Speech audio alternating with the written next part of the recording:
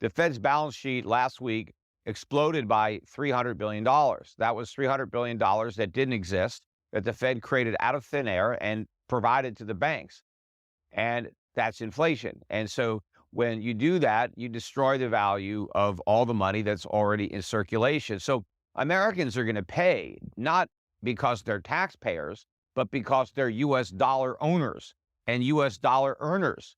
Everybody's paycheck is going to be reduced in value because of the bank bailouts. But also, these bailouts are endangering everybody's bank deposits, even the banks that are solvent, because now it's inflation that is the risk.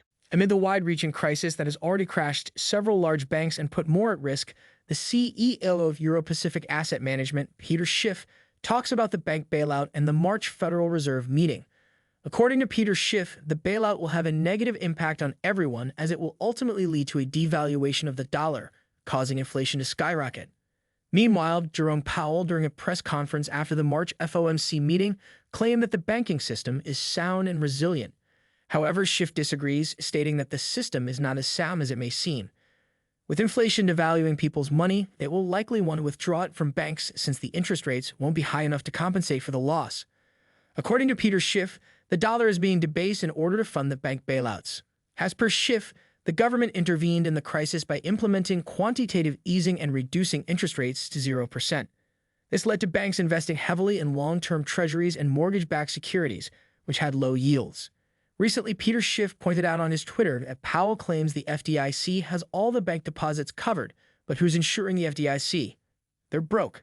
The Fed will have to bail out the FDIC, print money, and inflate the economy. A recent study conducted by a group of economists on Silicon Valley Bank has uncovered that approximately 190 banks across the United States are in danger of experiencing a collapse caused by a withdrawal of deposits from their customers.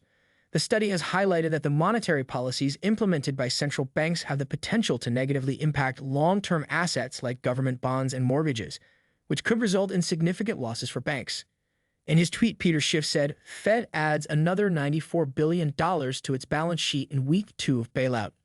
Before proceeding further in this video, make sure to subscribe to our channel and hit the notification bell to stay updated with our latest content. And the reason that the banking system is so unsound is really twofold. One, the Federal Reserve kept interest rates at zero for over a decade, basically. And during that time, banks loaded up on low-yielding, long-duration treasuries and mortgage-backed securities.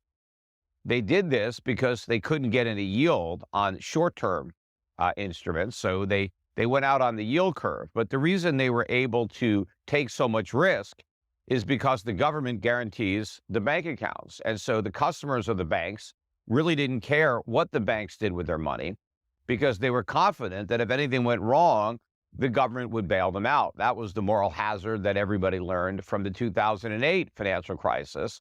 And that's why this financial crisis, and everybody is reluctant to label it a financial crisis, but it is much worse than the one that we had in 2008, because thanks to the mistakes that the Fed has made since that crisis, we have a much bigger bubble now. The Fed caused the bubble that led to the financial crisis of 2008, and then they inflated a bigger bubble to try to paper over those mistakes and kick the can down the road so that we wouldn't have to deal with the full consequences of resolving all those mistakes. And of course, we just compounded the problem with bigger mistakes, and now the U.S. economy is poised on the biggest economic disaster in its history.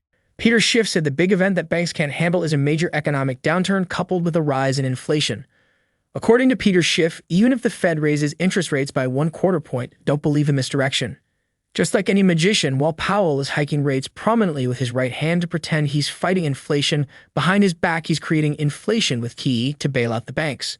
According to a report by Finbold, Peter Schiff has issued a warning to investors to prepare for a bigger collapse ahead in the U.S. banking system.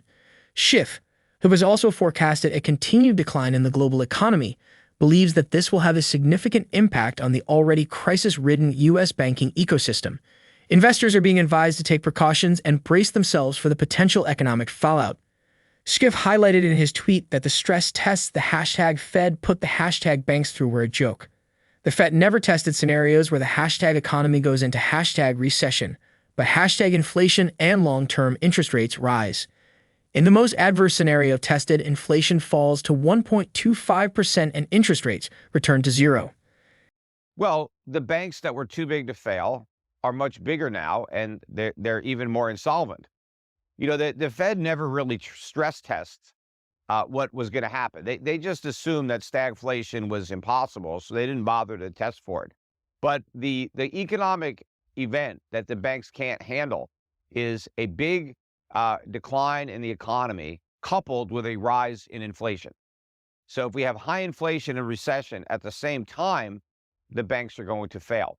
And the problem is the public is going to want to withdraw its money from these banks because the banks are not going to be able to pay an interest rate anywhere near enough to compensate for the continued erosion of the value of their deposits through inflation. And of course, when people want to get their money out of the banks, the money isn't there. It's been lost. It's tied up in underwater mortgages.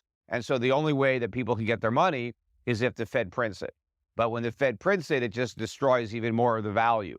And so it accelerates the momentum for a spiraling inflation. Peter Schiff has pointed out that investors failed to recognize the subsequent decrease in value after the market witnessed a surge in value. He has attributed the current economic crisis to an increase in banking regulations, which he believes is making the situation worse.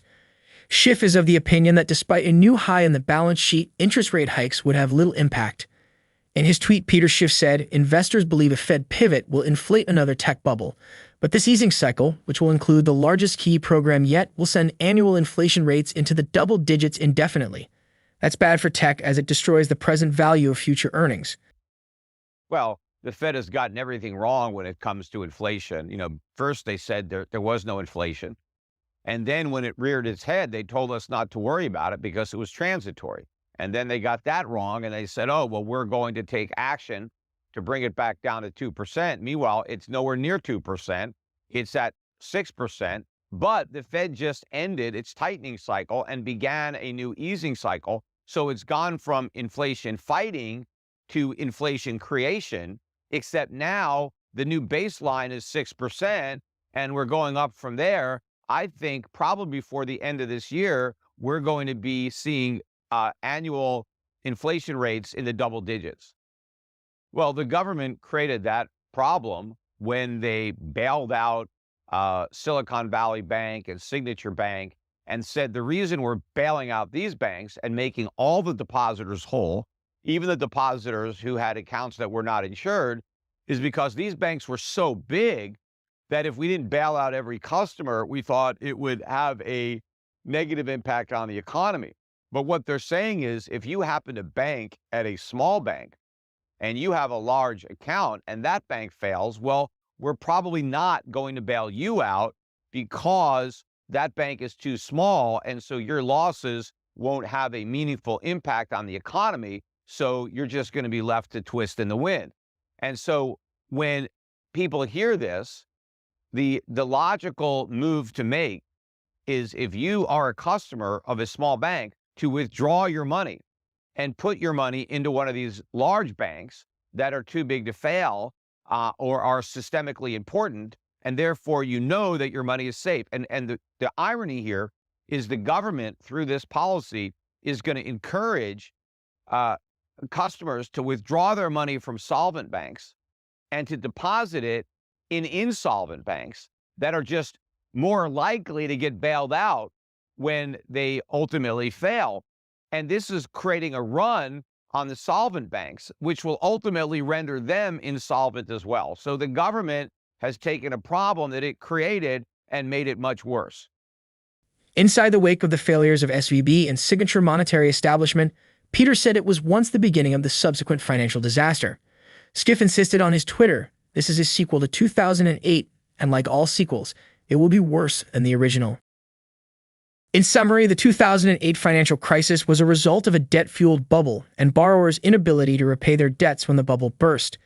Peter Schiff has emphasized that inflation devalues everyone's money, leading them to withdraw their funds from banks as they cannot pay a high enough interest rate to compensate for the loss.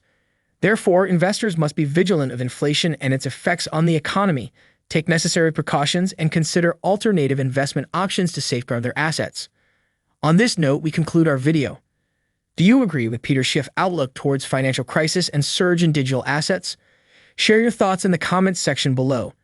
If you found this information helpful, please consider giving this video a thumbs up and subscribe to our channel. We look forward to bringing you more updates in the future.